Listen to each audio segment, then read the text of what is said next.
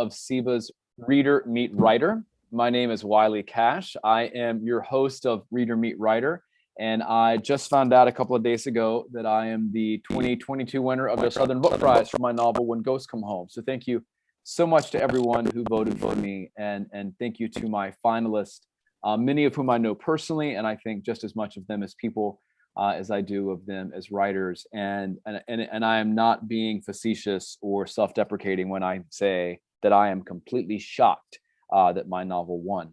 SIBA is the Southern Independent Booksellers Alliance. And this is an organization that represents just under 700 independently owned bookstores throughout the Southeast. And perhaps you know about tonight's event with Mesha Maren to discuss her wonderful new novel, Perpetual West, because you found out about this event on one of those bookstores' newsletters or Facebook posts or Instagram or Twitter or whatever the case may be. So if you want to thank that bookstore for getting you to this event, please consider purchasing Mesha's novel, Perpetual West, that is out in hardcover from the bookstore that brought you here, instead of that obscure website named after a river that does not pay taxes, nor does it support your local community. Tonight, we are joined by the author, Mesha Maren, and if you have questions for her about her novel tonight, about any of her extensive research, we were talking in the virtual green room, enjoying all the delicacies and fine foods and gifts and stuff they put out on the craft table. That's, our writers have that in them. We have to have certain things in our virtual waiting rooms. But if you have any questions, we were talking about the research that she did for this novel and some of the exciting and interesting things she got to do. If you have any questions for her, go down to the Q&A button at the bottom of your page and type in your question for her. I will ask them at the end of our show. Make sure you include your name and the name of your home independent bookstore. So no matter where you are across the country or across the world, Mesha's joining us from Mexico right now, from Tulum. So her internet might be a little glitchy, but we'll get through it. I wish I were in Tulum, so I'm not going to hold it against her.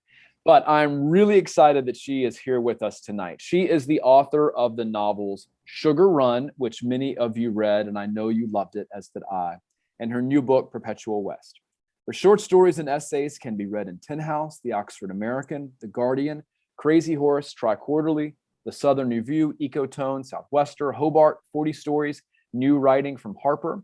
And she is Harper Perennial, and she is the recipient of the 2015 Thomas Wolfe Fiction Prize, a 2014 Elizabeth George Foundation grant, and an Appalachian Writing Fellowship from Lincoln Memorial University.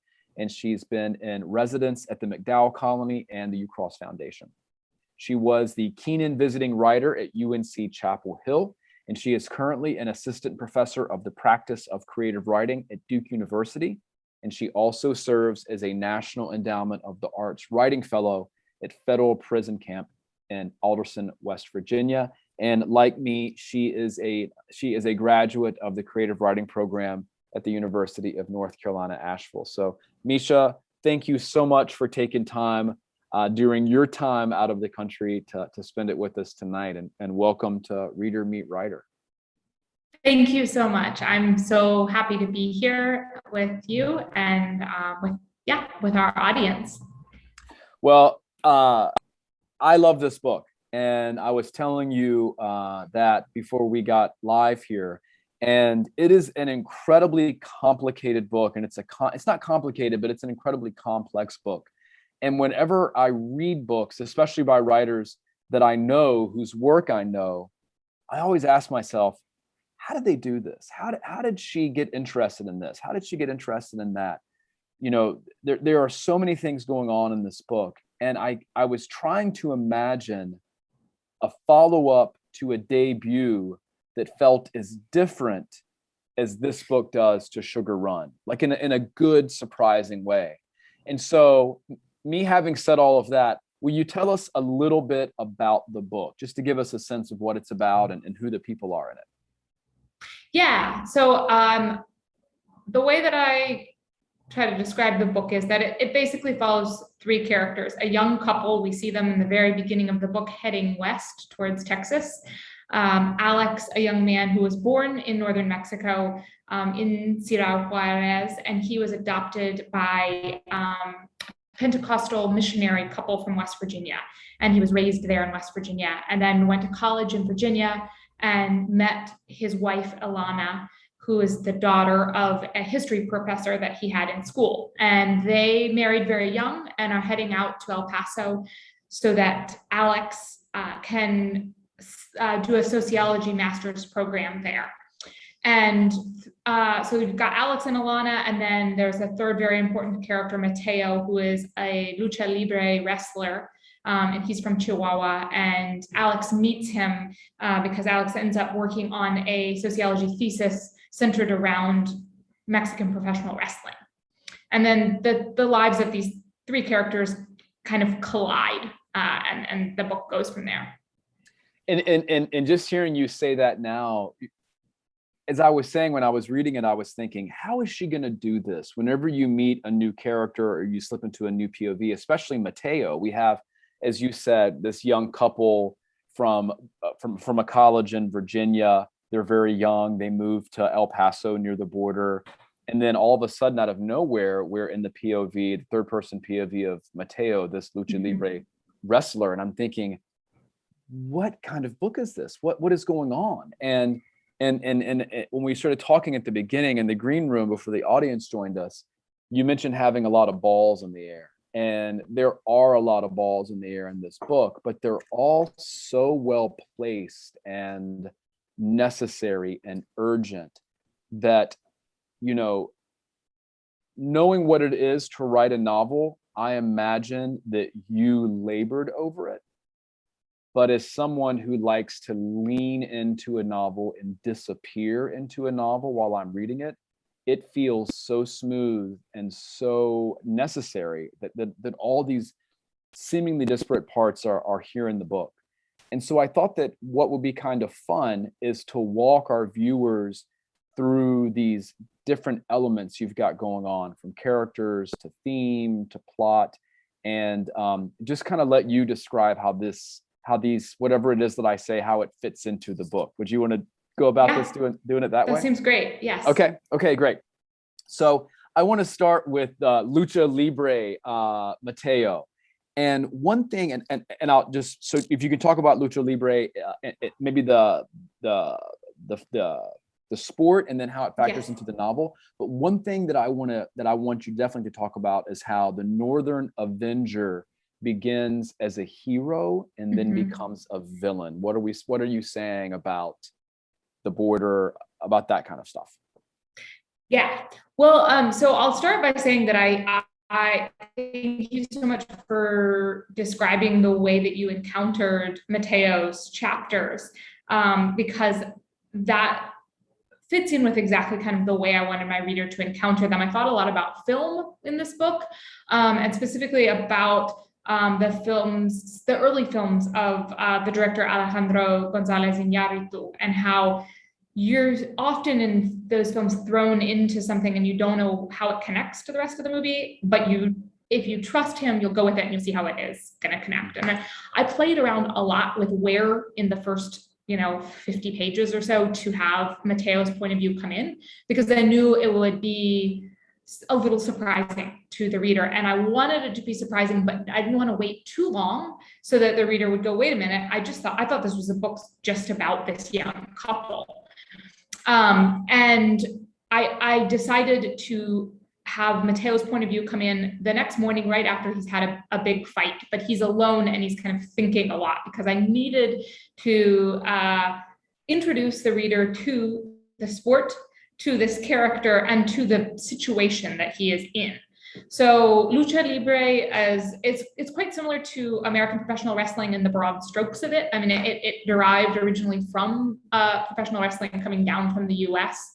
And there was a man named Salvador Luderoth who came and thought, hey, why don't I bring this into Mexico? I think there'd be an audience here. And in the 1930s, he started to introduce it and it took off. And some of the main differences are there's a lot more masked wrestling. So there's a lot more of hiding the identity of the wrestler is very important. And I play with that some in the book, that Mateo is a masked wrestler. So only his family, his wife and his parents, and the other people in the promotion company that he works for, basically, they're the only ones who know that the Avenger of the North, which is his wrestling persona, is Mateo.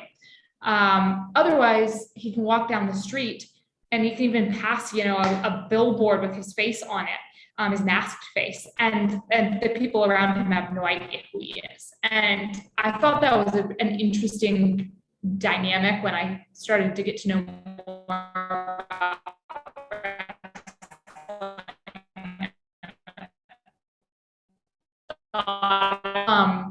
and he's sponsored by, he starts to realize that there are some strings attached there. And I don't want to give too much away, but he starts to realize that this sponsorship is, there's some strings attached there, some pretty dark strings.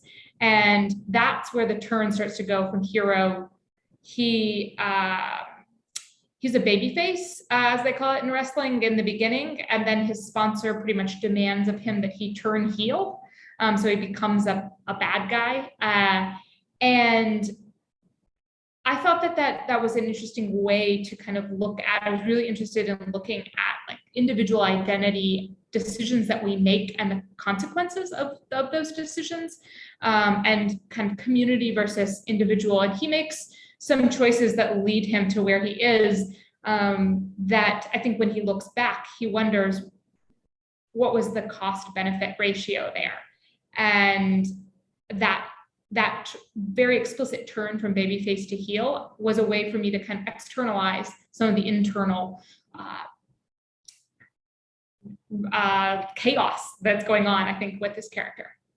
Yeah, and just the reminder, not that I forgot that he's masked, but the idea, maybe not the physical representation of mask, but the idea of people having various identities, an academic identity, a sexual identity, a interpersonal identity, definitely plays a role in the book as well. And one of the ways that Mateo, the wrestler, is tied to this young couple is Alex, who is Ilana's husband. He goes to the border for a sociology degree, and he kind of falls in love with Mexican wrestling, and he sees it ultimately is this. Forgive me if I'm saying it incorrectly, Mesha, but it feels like it's like a class ascent, like a moral ascent to rise above circumstances. Yes. But this sponsor that Mateo ends up with tells Alex essentially like, no, it appeals to like our basic animal urges. Can you talk about that dynamic at play there? Yes. Yeah. So some of that came from, as you were talking earlier about, some of the research that I did, and I can talk more about this later if people have questions, but I did, for my research, I spent quite a bit of time with one specific wrestler in Mexico, and then also some of the other guys that he wrestled with. And some of the conversations I had with this wrestler Pagano were about what wrestling meant for him. And he was very much on the end of thinking that it changed his life for him in a really positive way, that he could leave behind some bad drug habits, he could really kind of rise up in a certain way by focusing on the sport. But other people that I talked to, when I would ask people in the audience, when I would go to certain events or talk to different people, they would say, oh, no, I love to go see wrestling because, not to be crass, but you get to go see somebody beat the shit out of somebody else. And so I started to realize there's different reasons that people are attracted to this sport. And I mean, it can be violent at times, but it is also, it's theater, it's performance, and people are drawn to it for different reasons. And I think that I thought it would be really interesting to have characters who might be watching the same wrestling event and we're getting very, very different sort of messages from it. And also it's cathartic for people in different ways, even if you're sitting in the same auditorium watching the same thing. Well, it's so interesting that you said performance, and you may have even said art, because that's my next question. And in many ways, this is a book about art. Ilana is reading studies of white authors, British authors, American authors who have written about Mexican life, Mexican people. Alex is kind of desperate to define lucha libre and its artistic portrayals. He recalls the work of David Wojnarowicz and his In the Shadow of the American Dream, the landscapes. So can you talk about this as an art book of sorts? Yeah, thanks for pointing those things out. Those little tiny corners of the book are some of my favorites. And how they sort of came about is that in my process, I'll spend sometimes with this book, it was years just working on the characters and doing something that I kind of think of as what I call psyche research, where I'm trying to just get into the psyche of the characters. And I write longhand in a notebook, just spending time with the character. But particularly with this book, it was art and texts, novels, and another writing that helped me access these characters.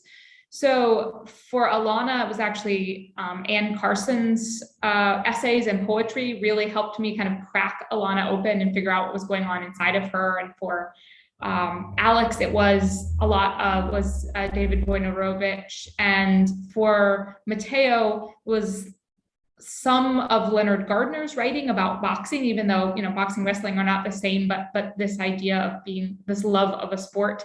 And Roberto Bolaño was also a way for me to access it. So there were all of these influences as I was trying to get to know these characters better.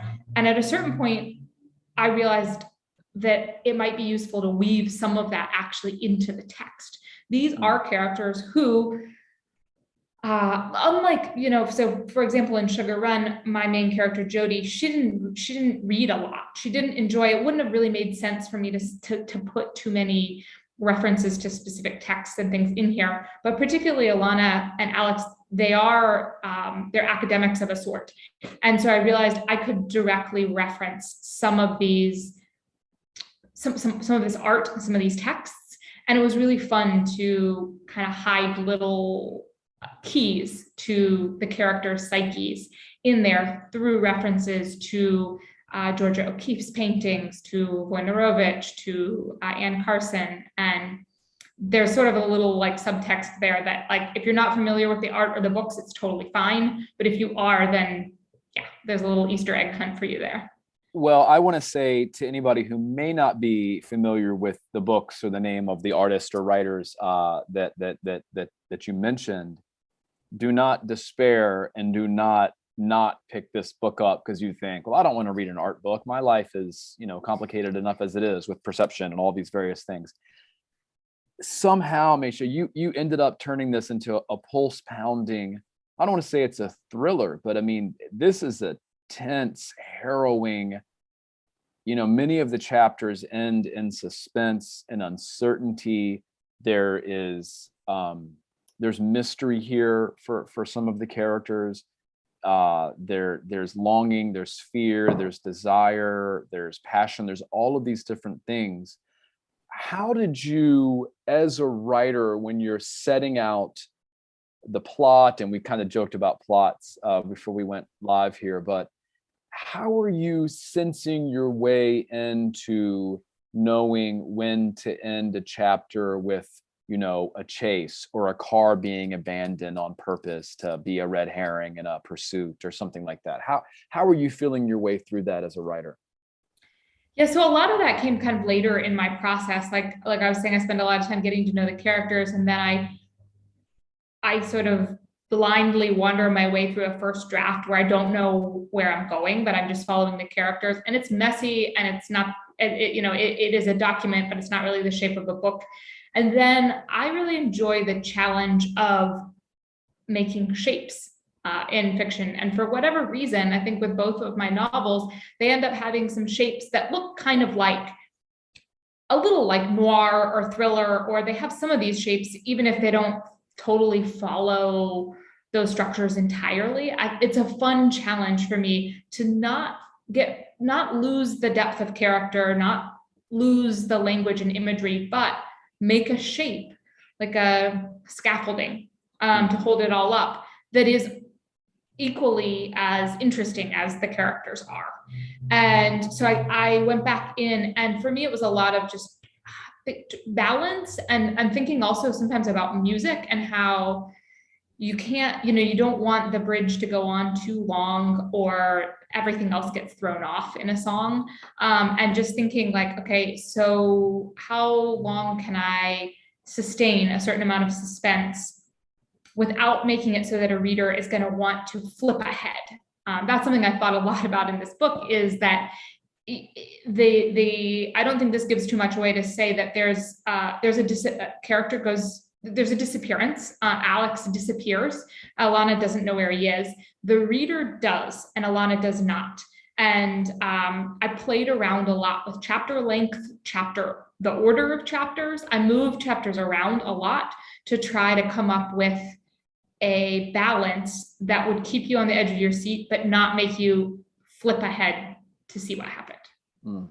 And yeah, I think you did a great job, when you were saying, genres like noir or thriller. I was thinking about how other writers really kind of balance that. Someone like Rachel Kushner can have kind of a noir urban feel in a book like The Flamethrowers, but then still write about art in ways that feel, vital and honest and not clouded by scaffolding, as you said. And I think you do that really well here. I'm also thinking about a writer like S.A. Cosby, who probably Blacktop Wasteland, Razorblade Suitcase, Tears would probably say he's probably more of a noir crime writer, that he's really plumbing the depths of kind of rural America, looking at issues of class and race and poverty and so many of the things that you looked at here. And that's something that I want to talk about is some of these kind of elements that a less nimble writer would have clouded with stereotype. You stayed really swift on and really honest about. And I'm thinking about the way you write about Mexico and the way you write about West Virginia. So I was thinking when I was reading, the United States kind of sees Mexico the same way they see West Virginia. Yes. It's a place that we take from. It's a place that we perceive people as trying to get out of. It's a place of great natural beauty, but you don't really want to live there. It's a place dominated by drugs and addiction and violence and all of these things. And I think writing from the borders of West Virginia, rural spaces, and connecting them with the borders between Mexico and the United States was just so brilliant. So can you talk a little bit about writing about poverty, drugs, and violence with those two places kind of being the pole stars of the book? Yeah, you sort of stole the words from my mouth. I mean, I loved hearing you describe that's, I think, exactly why I was drawn to write for my second novel about northern Mexico. When I was just after I turned 21, I moved down to this region, to El Paso, and spent a lot of time in Ciudad Juarez. And I took a Greyhound bus actually from Asheville, where I had been living, and really had spent most of my time in West Virginia or Western North Carolina at that point. And I expected for that part of Texas and northern Mexico to be completely and utterly foreign to me. And it was on the surface, but there was something in my gut that felt really familiar. And I loved it there immediately. And the longer that I spent there, the more I thought about it, I realized pretty much exactly what you just said, that there are these similarities about the ways that kind of mainstream culture treats both that border region and West Virginia, the extraction both of minerals, of natural resources from both areas, but also the way that labor is extracted and the way that it's viewed, as a place that's maybe exotic, interesting, beautiful, but you should be just trying to get away from there if you were born there or raised there. And I think I was fascinated to find a place that on the surface seemed so different, but that at the same time had so many similarities. And I wanted to figure out a way to draw out those similarities, but not be too heavy-handed with it. Mm-hmm. And I tried to write about it from my own perspective in a more non-fictional kind of way. And it just, for whatever reason, it just wasn't working. And it wasn't until I created the characters of Alex and Ilana and Mateo that I felt like I figured out a way to talk about those similarities that felt natural and not too heavy-handed. But I really did wanted to put a spotlight on those aspects that you brought up, and to challenge myself to write about. I mean, I think also in Sugar Run, there were certain ways in which I was writing about a place and people who often are stereotyped, and trying to just not.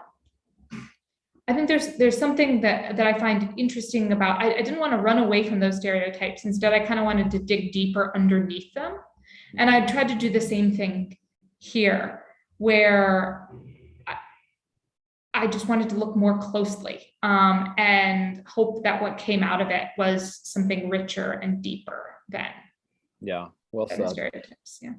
I want to remind folks at home, if you have questions for Mesha, go down to the Q&A and type your question in, and make sure you include your name and the name of your home independent bookstore. I've got another couple of questions for you, if you'll indulge me.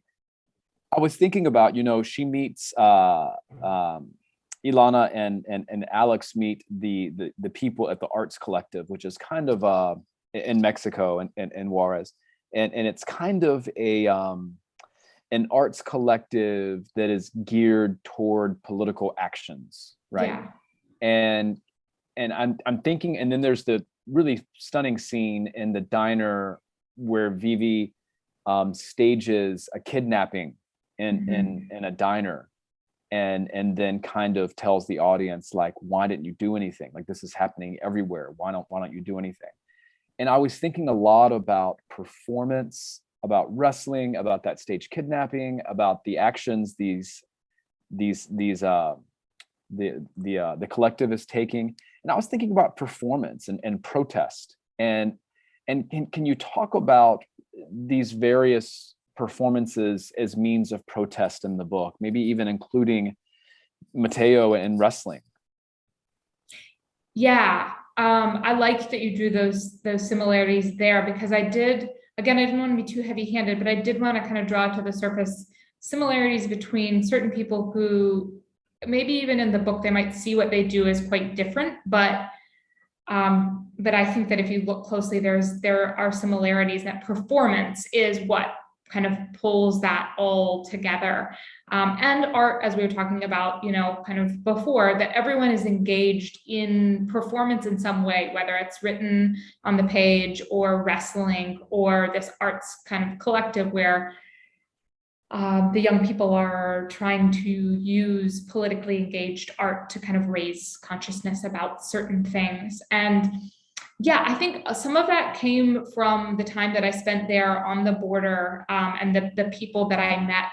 And I wanted to think about what it, when we're young, I was 21 at the time, and I had the characters in the book be about the same age.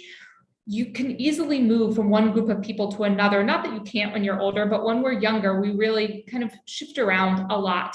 And I think when I was younger, I thought, oh, if I'm hanging out with this group and the things they do and the things they talk about, it's so different, this group of punk artists, activists over here versus the people in college.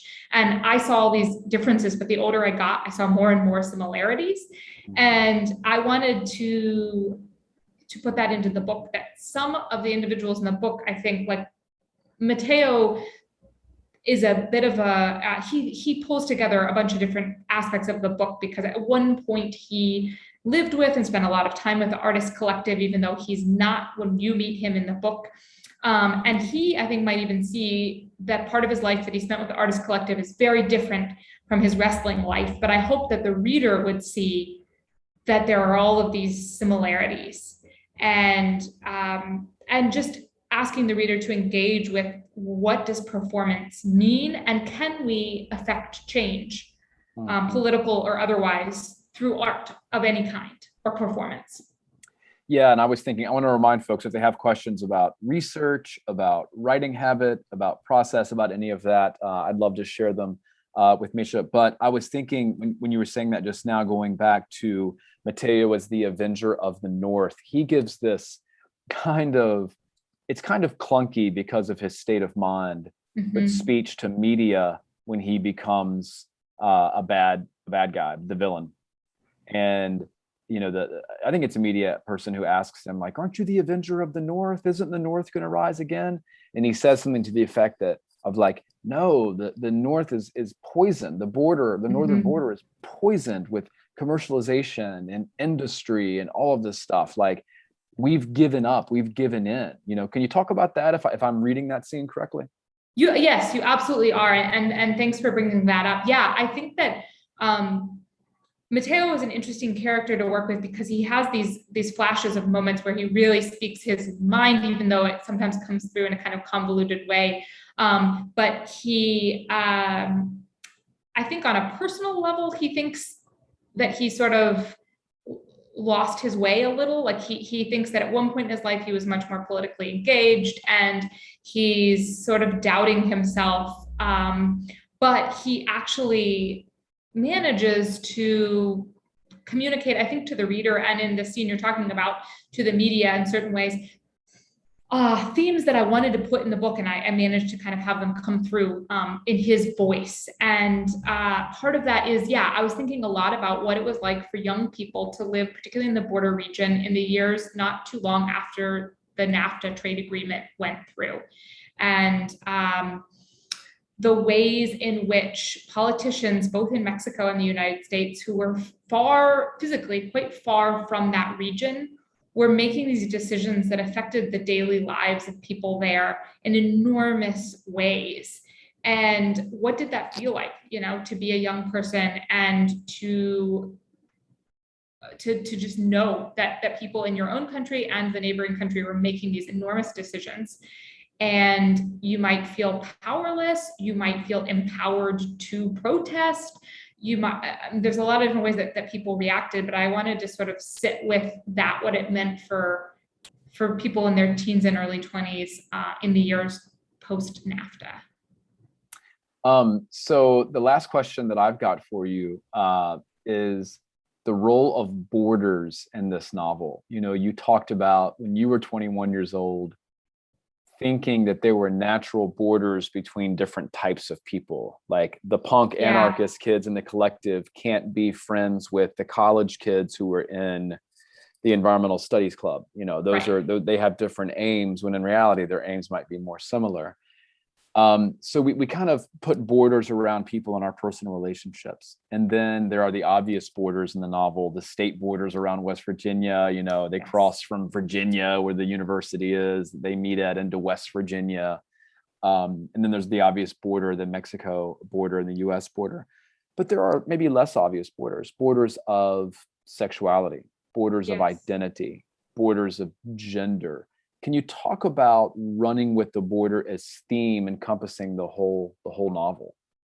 Yeah, thank you. Again, that's so well said. And I just love, hearing you talk about those elements. And I think that as I drafted the book, from the beginning, I knew that physical, actual border between the US and Mexico would be very important. But it wasn't until I got to know the characters pretty well that I realized that, as you said, each of them is dealing with all kinds of different borders in different ways, and borders and masks, kind of, in a way. There's a literal Matteo is wearing a mask, but each one of them has these borders, as you said, and these kind of masks that they put up.